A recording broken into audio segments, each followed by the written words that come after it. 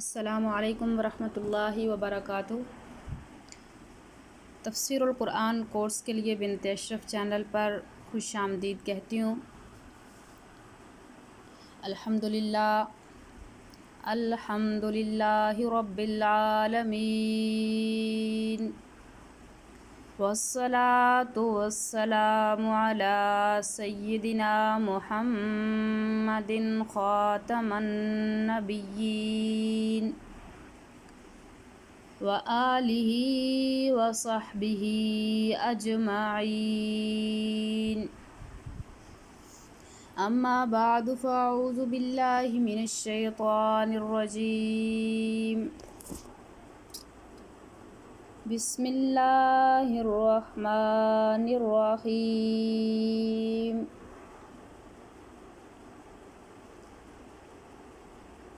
اس سے پہلے الحمدللہ 2 حصے ہم پڑھ چکے ہیں۔ پہلا حصہ اصطلاحات کا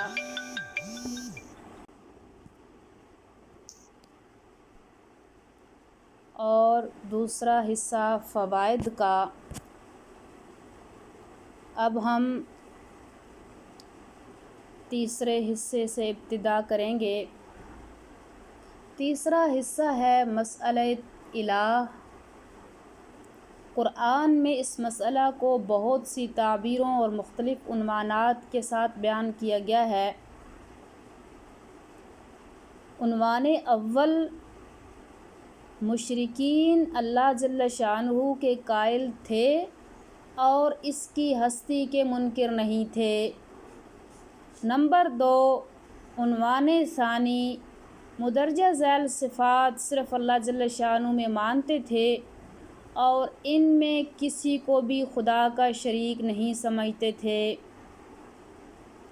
زمینوں اور آسمانوں کا خالق، انسانوں کا خالق، سورج اور چاند کو اپنے حکم کے ماتحت رکھ کر چلانے والا، ہر شے پر غالب، بڑے علم والا، آسمانوں سے اپنی مرضی کے مطابق پانی اتارنے والا، پانی سے مردہ زمین کو زندہ کرنے والا، تمام زمین و ما فیہا کو اپنی حکومت میں رکھنے والا، ہر ایک کو پناہ دینے والا اور خود کسی سے پناہ نہ لینے والا، تمام جانداروں کو روزی دینے والا، کانوں اور آنکھوں کا مالک، زندہ کو مردہ سے اور مردہ کو زندہ سے، یعنی کافر سے مومن اور بالعکس، غلام سے آزاد اور بالعکس پیدا کرنے والا، سارے جہان کے کاموں کا مدبر۔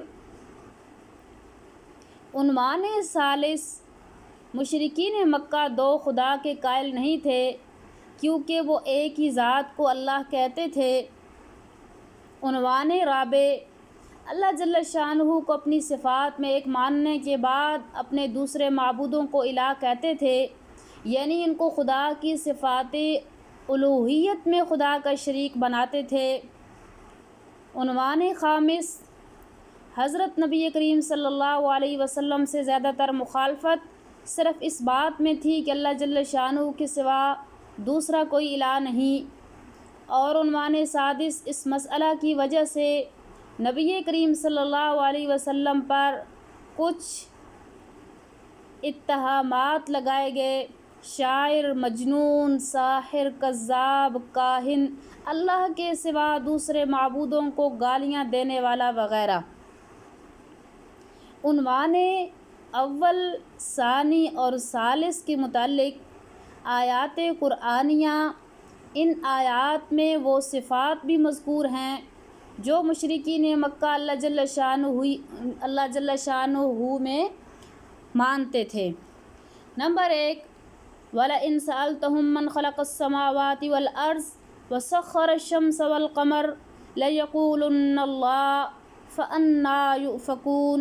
اگر آپ صلی اللہ علیہ وسلم ان سے پوچھیں کہ آسمان اور زمین کو کس نے پیدا کیا اور سورج اور چاند کو کس نے مسخر کیا تو ضرور کہیں گے کہ اللہ نے، پھر وہ کدھر پھرے جاتے ہیں؟ اس کے بعد اللہ یبسط الرزق لمن یشاء من عبادہ ویقدر لہ ان اللہ بکل شیء علیم۔ اللہ ہی کشادہ کر دیتا ہے رزق اپنے بندوں میں سے جس کے لیے چاہے اور جس کے لیے چاہے تنگ کر دیتا ہے۔ یقیناً اللہ تعالیٰ ہر شے کو جاننے والا ہے۔ اس سے تنویر لا کر اس طرف اشارہ فرمایا کہ وہ اللہ کی اس صفت کو بھی مانتے ہیں۔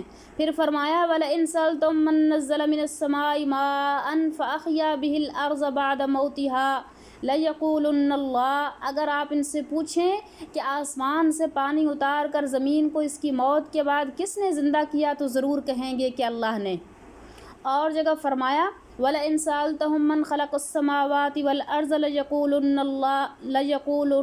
لَيَقُولُنَّ خَلَقَهُنَّ الْعَزِيزُ الْعَلِيمُ، اگر آپ ان سے پوچھیں کہ آسمانوں اور زمینوں کو کس نے پیدا کیا، تو ضرور کہیں گے انہیں غالب اور سب کچھ جاننے والے نے پیدا کیا ہے۔ اس سے معلوم ہوا کہ مشرکین اللہ جل شانہ کو ہر شے پر غالب اور بڑا علم والا مانتے تھے۔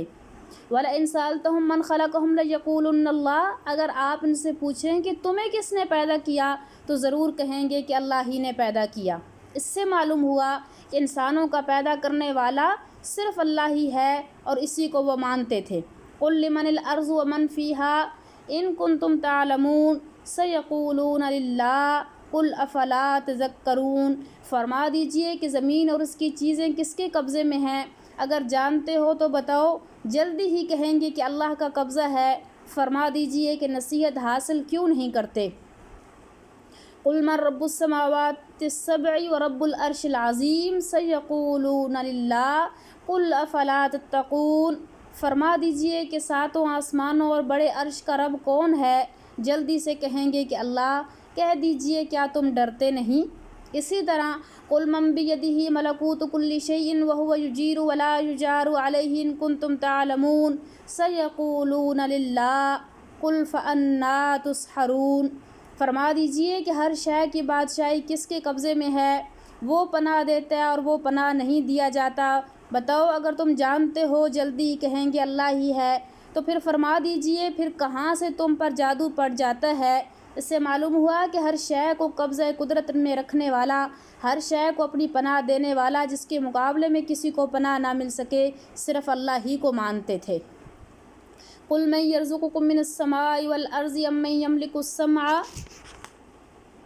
وَالْأَبْصَارَ وَمَن يُخْرِجُ الْحَيَّ مِنَ الْمَيِّتِ وَيُخْرِجُ الْمَيِّتَ مِنَ الْحَيِّ وَمَن يُدَبِّرُ الْأَمْرَ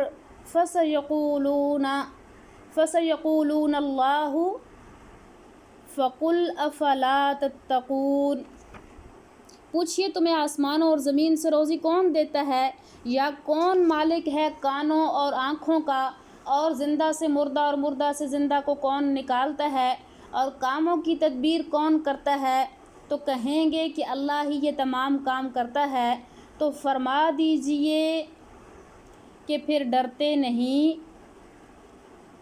اس سے معلوم ہوا کہ آسمانوں اور زمین سے رزق دینے والا، کانوں اور آنکھوں کا مالک یعنی ضامن، کافر سے مومن پیدا کرنے والا، اور بالعکس آزاد سے غلام پیدا کرنے والا، اور بالعکس اور تمام امور کی تدبیر کرنے والا صرف اللہ جل شانہ ہی کو جانتے تھے، اور مذکورہ صفات میں وحدہ لا شریک جانتے تھے اور ایک ہی اللہ کے قائل تھے۔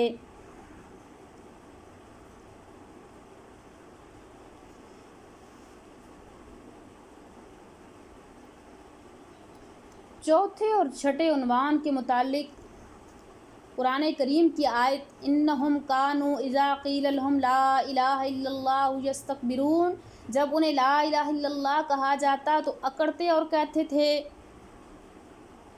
کیا ہم ایک شاعر پاگل کے کہنے سے معبودوں کو چھوڑ دیں۔